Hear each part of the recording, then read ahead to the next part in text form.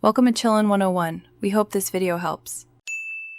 You start by confirming battery chemistry and that the monitor supports its voltage range. Once confirmed, mount the shunt on the negative battery, lead close to the battery to reduce measurement error. Make sure you use the correct gauge wire and a fuse on the positive feed. The fuse protects the monitor and wiring. Use ring terminals and torque spec from battery documentation and reconnect the positive only after all mechanical connections are secure. This prevents sparks and ensures accurate initial readings. Next, you run the voltage sense and shunt leads carefully, keeping them separate from heavy current cables to avoid noise.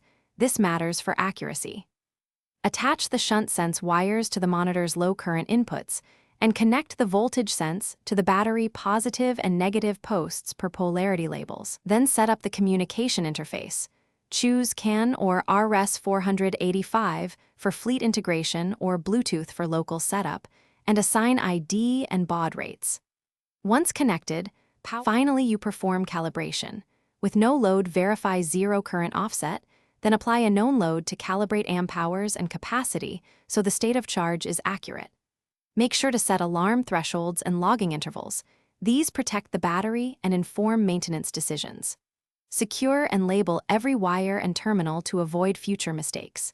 If readings are inconsistent, check that the shunt is wired on the correct conductor. Confirm solid ground/negative connections, and verify baud rate or Bluetooth pairing.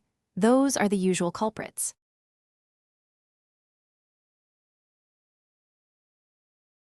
Thanks for watching. Consider subscribing if we helped you.